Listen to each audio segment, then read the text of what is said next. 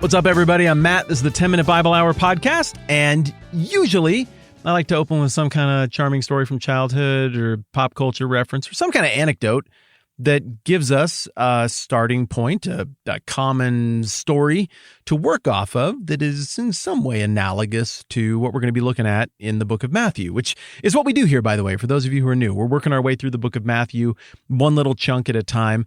But today we come to a passage that I think bears a different approach to getting into it, because this is one of those deeply personal passages that gets right to the heart of us and our relationships. So I want to do a thought exercise. I apologize in advance. This is going to bring back up some difficult memories probably for you and will not be the most fun thing you do all day, but I hope that it will be helpful before all is said and done. Thought exercise A. I would appreciate it if you would pause this podcast and reflect on the last time you had a relationship go sideways and then get better. Think through the anatomy of it and how it got better, and then we'll pick it back up here in just a second. Welcome back. Thank you for doing that with me. Thank you in advance for continuing to trust me as we do part 2 of this thought exercise. Now, I want you to pause and reflect on the last time things went sideways in a relationship and then did not get better and still aren't better. How did that relationship break? I'm going to let you pause and think about that for a second. Acknowledging that everybody's different and every conflict is different, my guess is that most of you are going to resonate with what I'm about to say.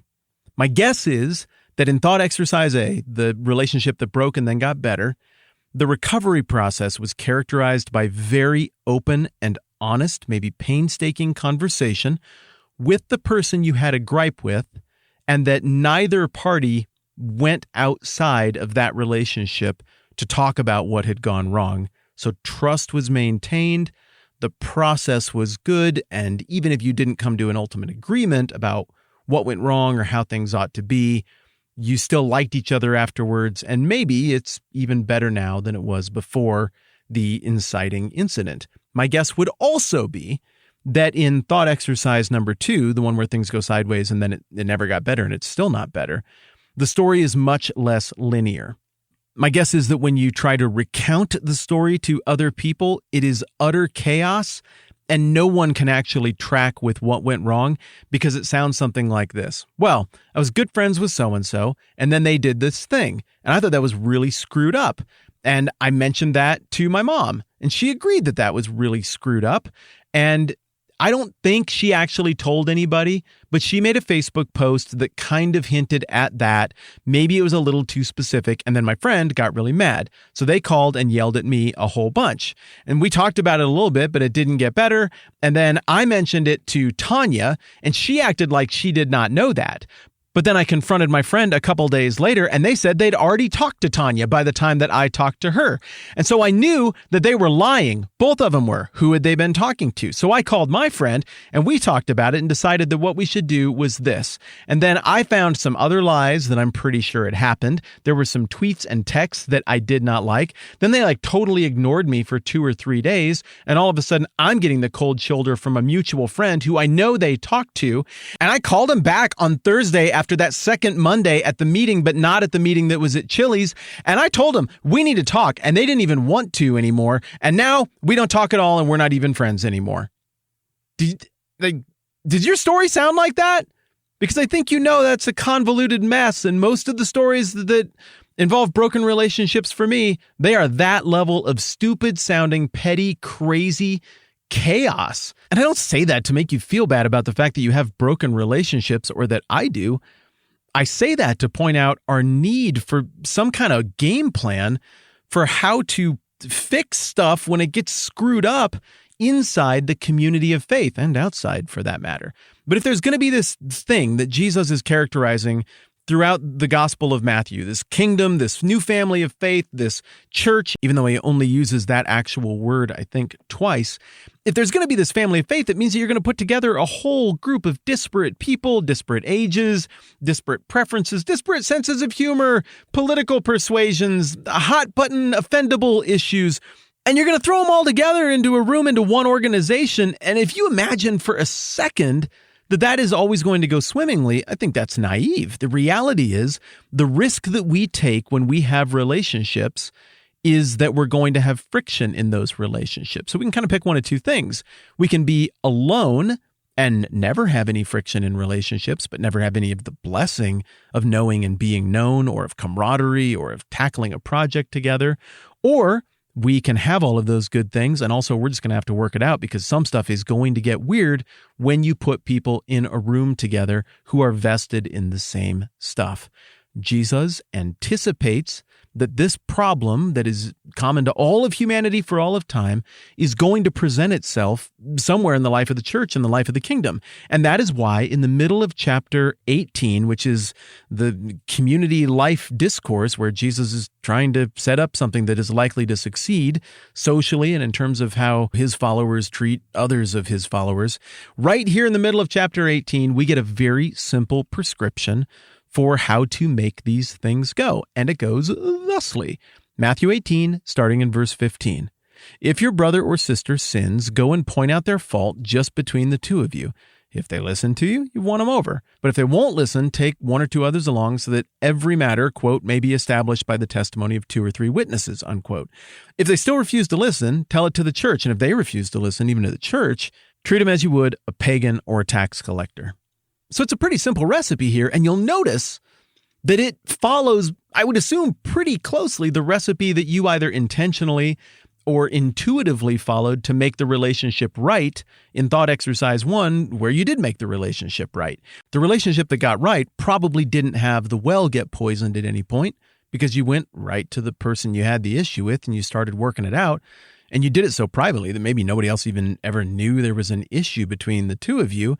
And therefore, you didn't paint yourself into any weird corners by making assumptions about motives or things that you couldn't possibly know and then telling that to other people so it spreads like an infection. No, at the most basic level, Jesus is saying, if you have a gripe, some manuscripts, by the way, say if your brother or sister sins against you. Some later manuscripts seem to prefer if your brother or sister sins. There's a slight degree of difference between the two. And one is, if somebody's making a mess in general, whether it directly affects you or not, go alone and in private and work the thing out. The other would assume that if somebody is specifically wronging you, go alone and in private and work the thing out. But maybe you don't have to. If they just are having a general problem, maybe you want to employ patience with that. Either way, the prescription is the same. Just go alone and try to work the thing out. Go and point out their fault just between the two of you. Now, the way Jesus frames this up, the person who is offended is right. Of course, that is not always the case. Sometimes people will be offended, and it turns out that they were wrong about everything, and the other person didn't actually do anything wrong, and you were just misguided in your gripe about whatever it was. But the beautiful thing about Jesus' teaching here is that even if you're wrong about what you think the other person might have gotten wrong against you or in general, if you follow this process, you're insulated against screwing the whole thing up because you're doing it alone and in private, and you're going through all of the right steps in the right order. These steps don't guarantee reconciliation or that the matter will be perfectly resolved, but they do guarantee that you're doing it right and that you're operating in a best practices manner that theoretically everybody within this kingdom of faith that Jesus is describing, you're operating in the same way that hopefully everybody will. So you go, you do the alone and in private thing, no gossip, no triangulating, no manipulation, no talking to a third party to try and figure out what to do, but really deep down we know that's just triangulating to get people in your camp. I just want to make sure I'm not crazy here, Ted. Let me run this by you. You know you're not crazy. When we say that, we're usually working the room. We are triangulating. So let's assume that we do verse 15, the first step, right. We go alone and in private. If they listen, you've won them over. That's awesome. We don't do any more steps. This is great. But 16 assumes they don't. But if they won't listen, take one or two others along so that, quote, every matter may be established by the testimony of 2 or 3 witnesses. All right. That's a reference back to the Old Testament notion of what makes for a valid testimony, the kind of thing where it's not just somebody made something up and now you have to go through this whole public process. Somebody else needs to come along and vouch that this thing happened. So apparently then the appropriate place to bring somebody else, an outsider, into the conversation is between verse 15 and verse 16. If they don't listen, take one or two others along. Notice it doesn't say everybody else along, just enough that you can establish the reality of the situation. And this stage would seem to be not so much about leveraging the influence of 2 more people, But rather the implicit assumption here is that, oh, okay, if we couldn't work that out one-on-one with step one, there must be some disagreement about the raw facts of the case. Let's bring in some other witnesses to make sure that we're seeing all of the details right, instead of saying, well, if it were that way, then yes, I'd respond this way, but it's not. It's this other way. Well, I don't think it's that way. This is meant to clear this up. It's like a discovery phase in a trial before anything ever really gets rolling in a legal system. Well, theoretically, here you still have the opportunity to maybe win them over. Brother, sister, I'm sorry we couldn't work it out with a one-on-one conversation. It would seem that we disagree about the facts. It is understandable that sometimes we might see things differently or not have the facts straight. We've brought in so-and-so and so-and-so to make sure that we're talking about the same thing. Hopefully the way that goes is the person that is being confronted says, oh, my bad, I didn't have my facts straight. And now that I see the reality of the situation, yeah, I misstepped. I apologize. That won't happen again. Please forgive me. Awesome. Or maybe the offended party who didn't get satisfaction in step one goes and finds a couple of other witnesses and like, hey, we have to address what Carl did over here. And they're like, oh, you don't have your facts straight. No, there's nothing more to address with Carl. You simply have that incorrect and you're pressing the matter in a way that no longer makes sense. And then theoretically, the offended party who went to go get 2 or 3 witnesses because they were unsatisfied by step one would have to say, oh, well, that's why we go and talk to other people at this stage, because we want to make sure that we have our facts straight, and I didn't, and I guess I owe everyone an apology, and we need to move forward. And then you do that. My friends, this is a big idea, and I don't want to rush it, because as I said at the beginning, this really does get us into the heart-level stuff. I'm going to break this up a little bit so we have time to process properly. We're going to pause there. We're going to pick up on exactly this thought tomorrow, and we'll keep moving forward and making sense of not just what these instructions are, but practically speaking, what it looks like to do them and why Jesus put them here in the first place. I'm Matt. This is the 10-Minute Bible Hour podcast. We'll catch you tomorrow.